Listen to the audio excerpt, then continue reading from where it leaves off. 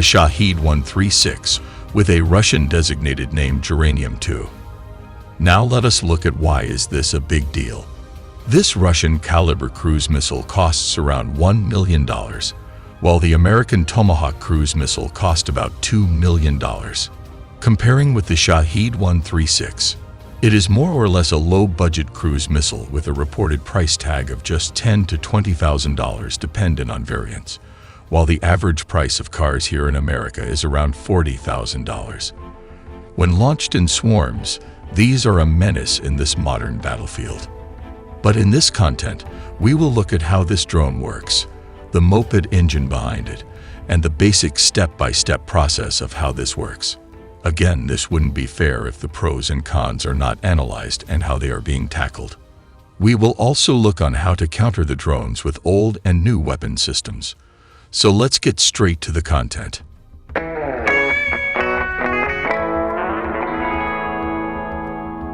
This is the Iranian Shahed 136, a modern single-use loitering munition, or some might call it the kamikaze, or suicide drones. Now let us analyze what is a loitering munition. A loitering munition, commonly referred to as a suicide drone or kamikaze drone.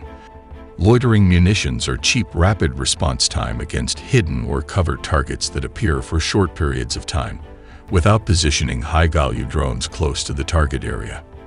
It has its advantage and disadvantages, which would be clarified throughout our content.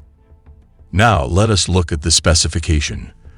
The drone has a reported length of 3.56 meter with a wingspan of 2.59 meter. The drone has a delta wing configuration. Let's compare this to a person to understand its size.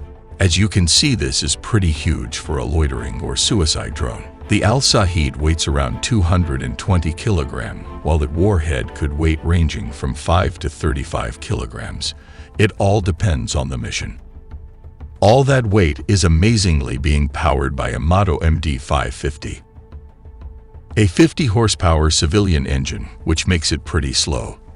This is a small moped engine or scooter engine sourced from China at a cheap price. Let us look at how it sounds like.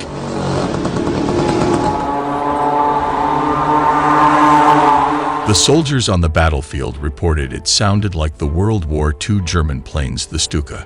Interestingly, the Germans intentionally developed this siren to create a psychological impact in the battlefield. They would install a wind-driven siren that uttered a screaming sound at a maximum dive speed. But instead of the German Stuka siren, in this modern battlefield you will be hearing a two-stroke moped buzzing in the air, which would be soaring through the sky. These are reported to be the flaps located just beside the two-stroke engine, and these are what are called the elevons, which function like the elevator of the plane. From what we know, the Al-Shahed drones are guided by GLONASS, or anti-radiation seeker, located in the middle of the fuselage. For those of you who are not familiar, what are anti-radiation seeker? It is a missile or drone that is designed to detect and home in on an enemy radio emission source to strike its target. Combining the delta wing configuration with the two-stroke engine will give the drone a range of 1,000 kilometers, while the reported cruising range is 2,500 kilometers. Now let us look at what is inside the belly of this drone. This is the RATO, or rocket-assisted takeoff, which we will be explaining later in the content. Let us look at the basic step-by-step process of how this works. Step number 1. The drone is carried on a simple truck carrier that looks like it is for cargo transport. But inside this cover are these menacing swarm drones. Each launcher in a standard truck container transports around 5 menacing drones. Step number 2. Inertial navigation or GLONASS data, a Russian alternative to GPS, are fed to these drones. Points to be noted: they are using a civilian inertial navigation system, but could be upgraded in the future. Step number 3. At a press of a button, the drone is launched with the rocket-assisted takeoff. This rocket-assisted takeoff is ejected just like this. This was installed to reduce weight and efficiency and let the two-stroke engine take over. Step number 4. As these are swarm drones, a total of 5 to 10 are used all at once to overwhelm the enemy air defense system. Step number 5. The drone will be loitering at extremely low altitudes, which would make them difficult to shoot. The UAV drones would be operating in a swarm.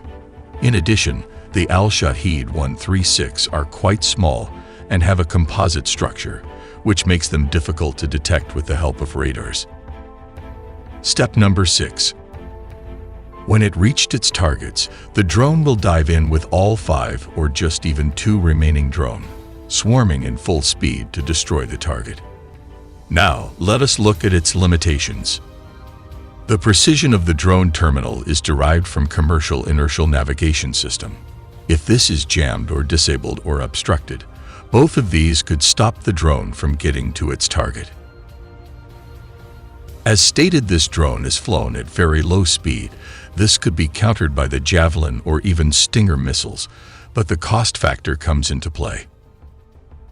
The solution is the Gepard, which is an all-weather capable German self-propelled anti-aircraft gun with built-in radar. These could counter most of the kamikaze drones at an effective range of 5.5 kilometers.